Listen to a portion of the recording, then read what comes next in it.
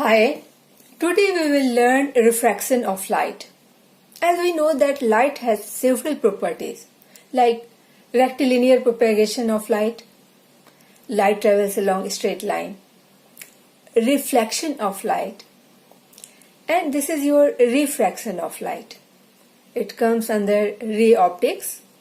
So when light passes from one medium to another medium, either translucent or transparent, then it does not go along straight path. You can see here, it does not go along straight path, it bends.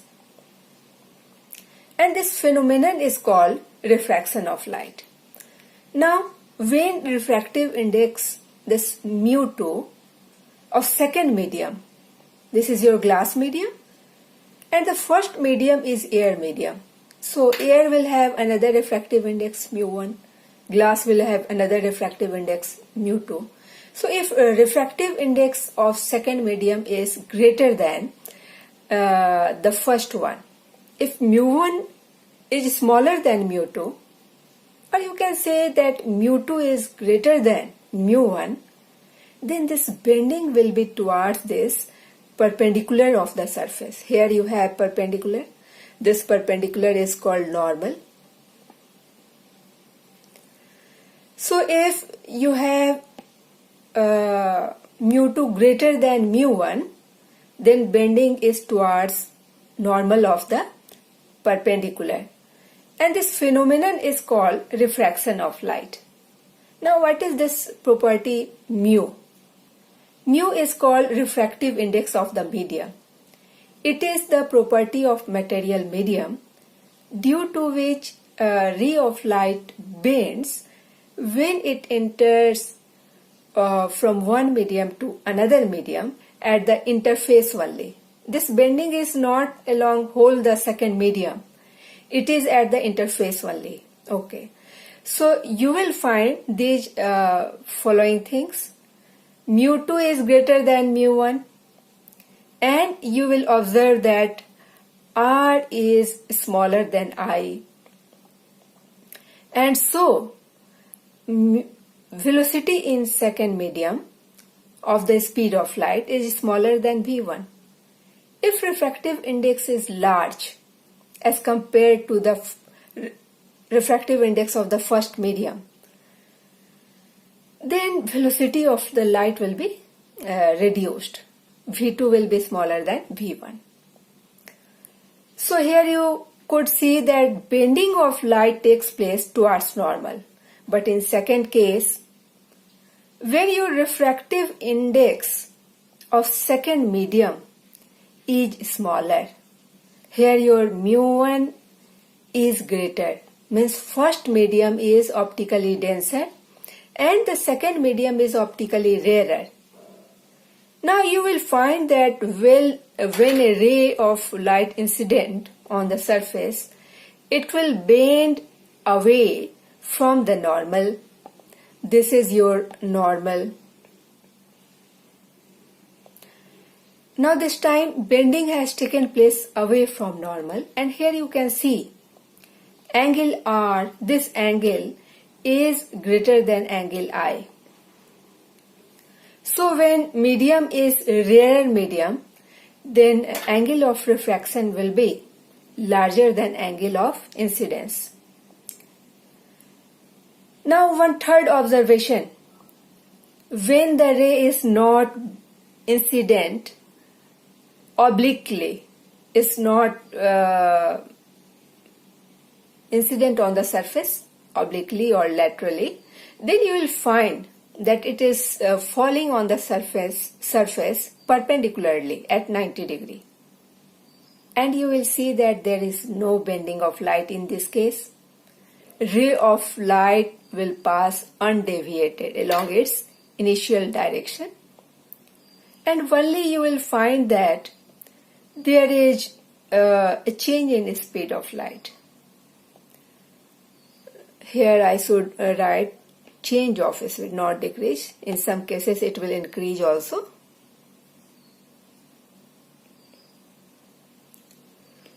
So now all these things we have to learn what is an I, what is R. you can see. And yes, one last more thing, that when refractive indices of the two mediums are same, then ray will also, in this case, not bend. Though it is falling obliquely, but since the refractive indices are same, this will go undeviated along a straight line, no bending. So all these things we observe doing experiment. Now let us learn some related terms. Here I have used. What is angle I? You have normal here. Normal is perpendicular to the surface. An angle made between normal and incident ray, this angle is called angle of incidence. Angle made in between refracted ray and normal, this angle, this is called angle of refraction. So, refraction of light. When light goes from one medium to another medium obliquely, then it bends at the interface of the two mediums, the surface which is separating two medium, and this bending of ray of light is called refraction of light. And the cause of refraction is change of speed of light. When light comes from one medium to another medium, speed of light changes. There are two laws of refraction. One is the incident ray, the refracted ray and the normal ray at the point of incidence. All the three will lie always on the same plane.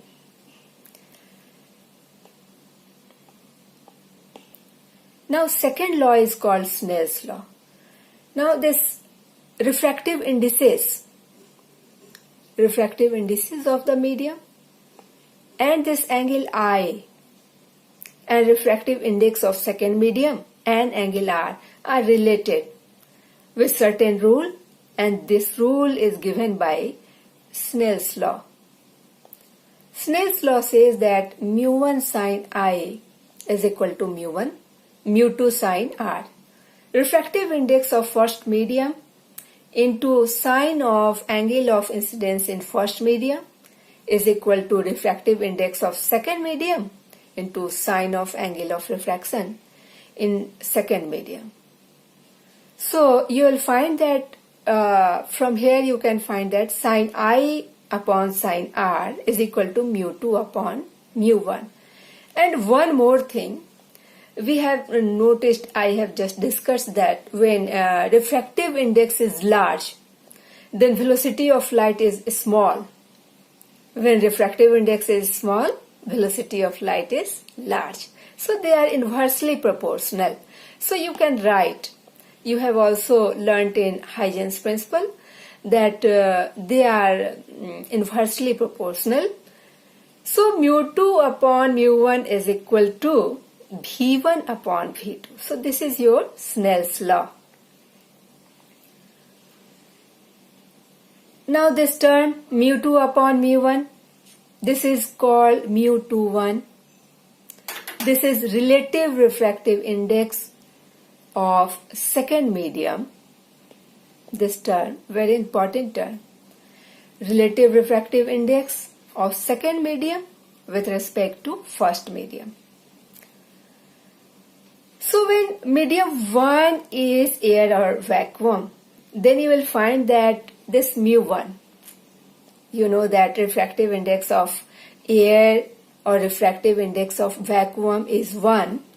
So if mu1 is your 1, mu1 first medium is air, so mu1 can be taken as 1. Then this ratio becomes equal to mu2, and simply you can say it as mu, refractive index of second medium. And this refractive index is called absolute refractive index of the medium.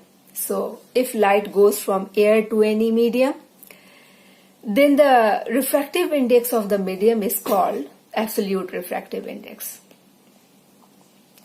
But this your relative refractive index mu2 upon mu1, that is called mu21, is more important.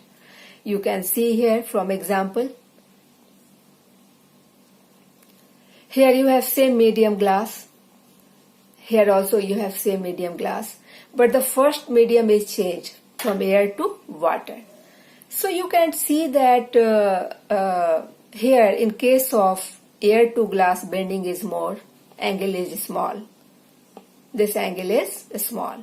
But in case of water and glass, you will see that this angle is large as compared to this angle. So bending, amount of bending does not depend on a refractive index of only one medium, that is absolute refractive index. It depends on the refractive indices of the two medium. And this is why relative refractive index is more important.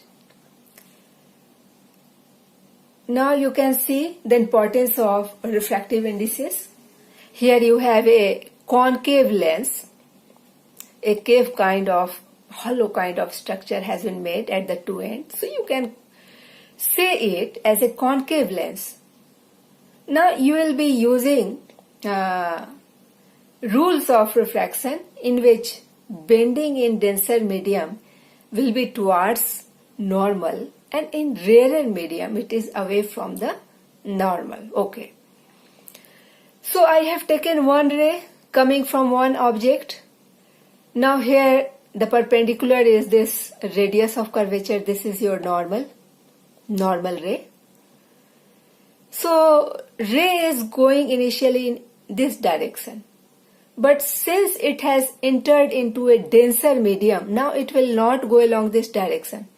It will bend towards normal because this second medium is denser medium. So ray has reached here. Now we will take another radius of curvature which is perpendicular. This is your normal. At this point, normal is this one. Now here you can find that ray is coming out from denser to rarer. So in rarer medium, the ray should bend away from normal. Here you have normal. And ray was going along this direction. Now it will bend away because it is rarer medium. Ray will bend away from, this is your normal. Ray was going along this direction. So ray will bend away from normal along this direction.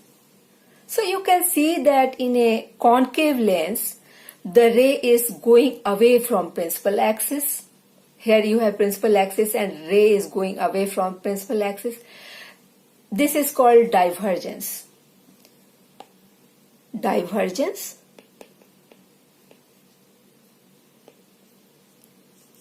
means